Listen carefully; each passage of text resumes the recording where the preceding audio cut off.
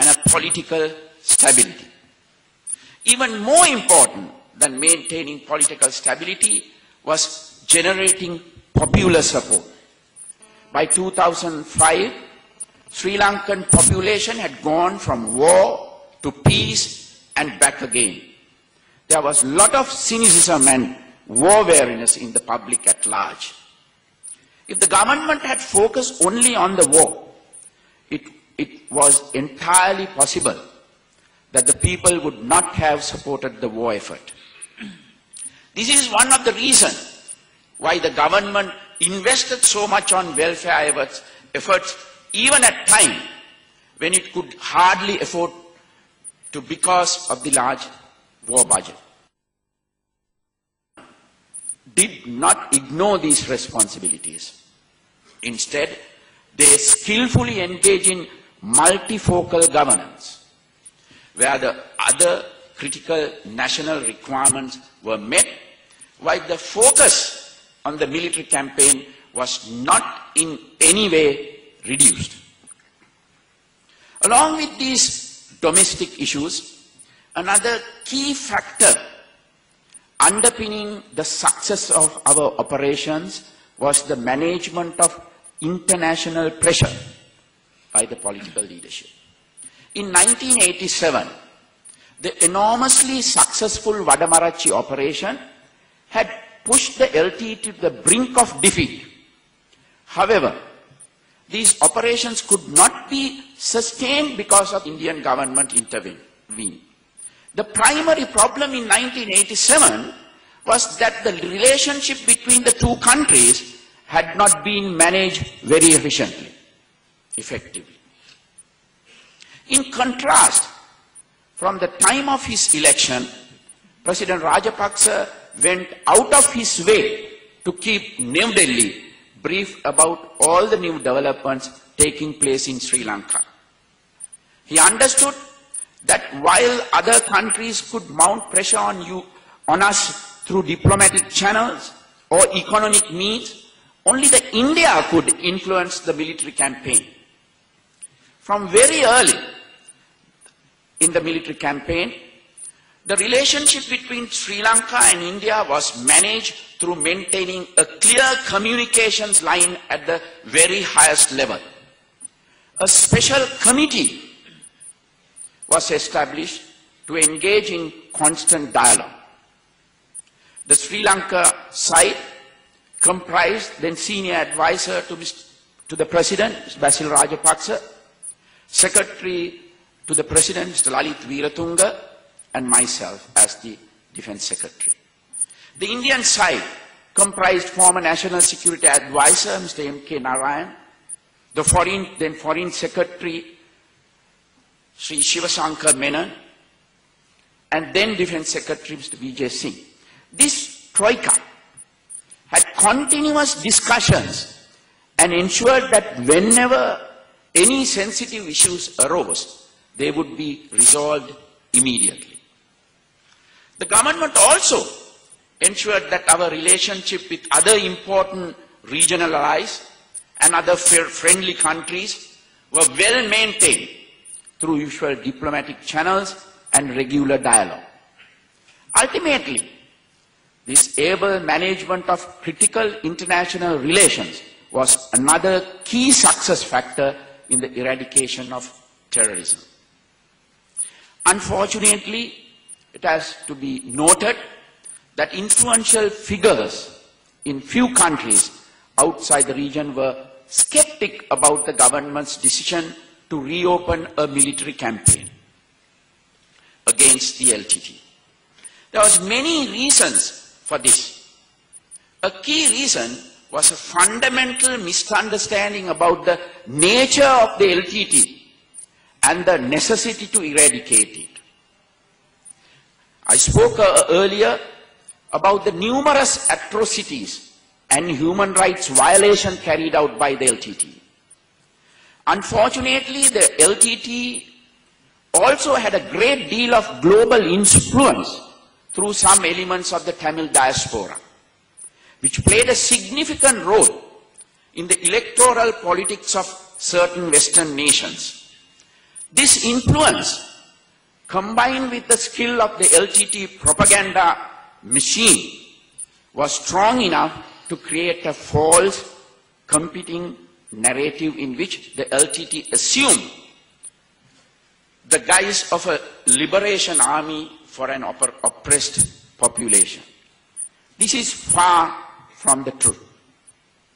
While it is true that the LTT's first major attack on an army convoy in 1983 sparked riots in the south, during which the Tamil community suffered at the hands of violent mobs, Sri Lanka as a nation grew up very rapidly after that incident and left those dark days far behind.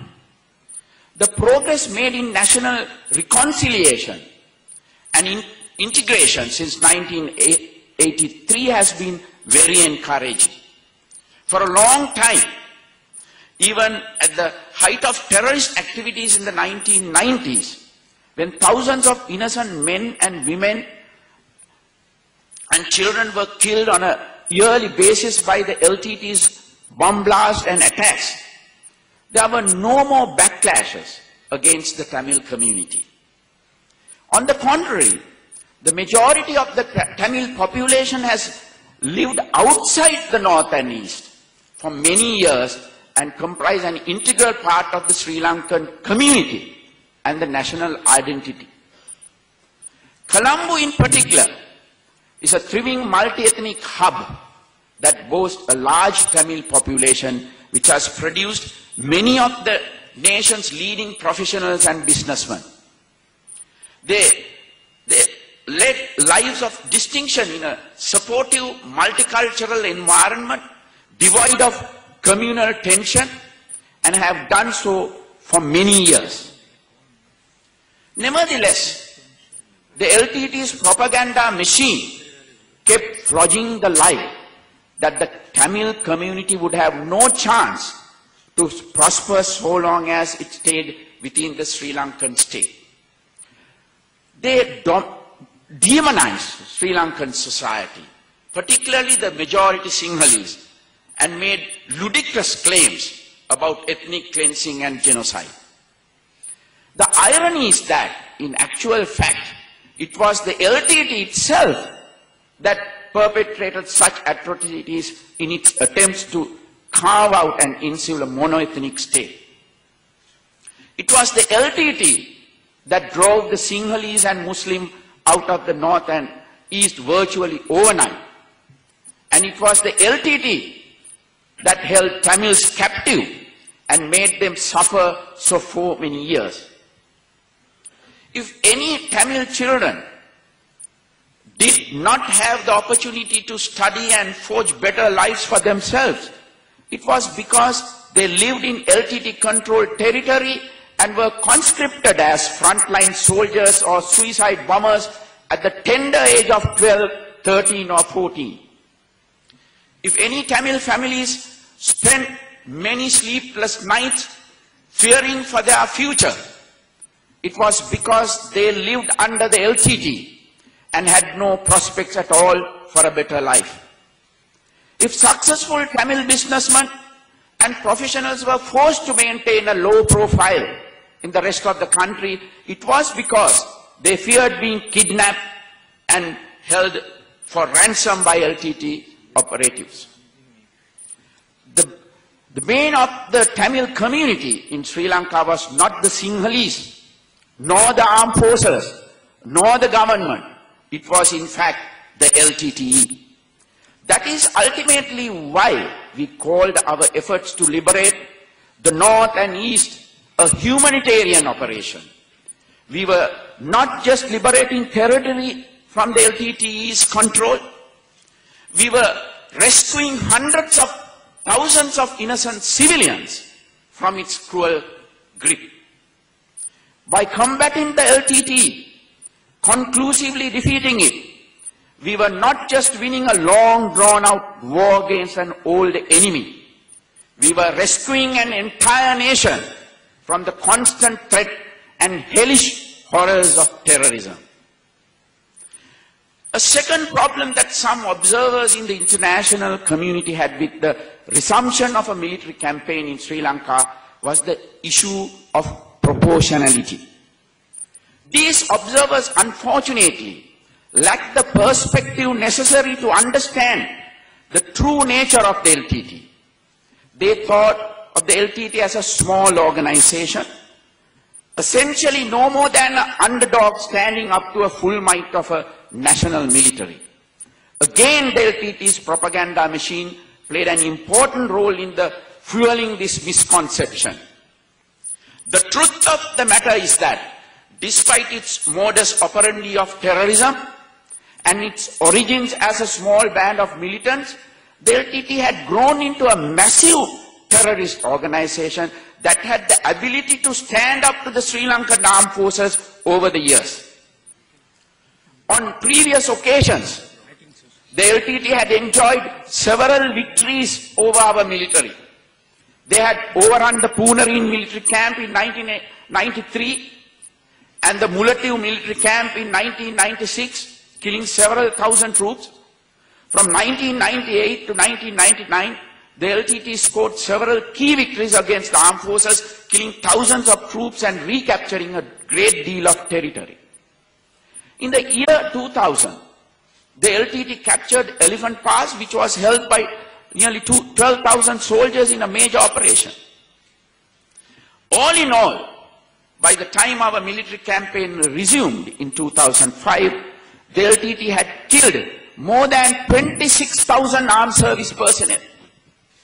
This was no small band of militants, but a large, sophisticated military force comprising approximately 30,000 cadres, a very large arsenal of weapons and equipment, and thousands of civilians organized as auxiliary forces.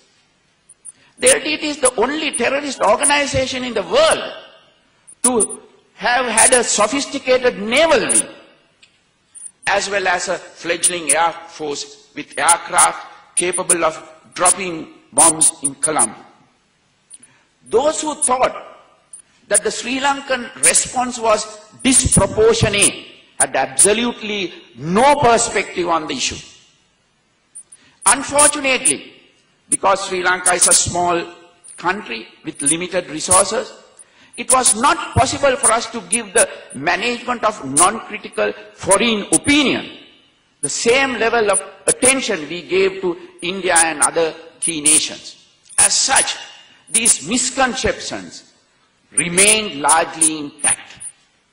Even more sadly, a number of influential figures in the international community formed very strong opinions, or should I say, jumped to very hasty conclusions about our conduct of the war.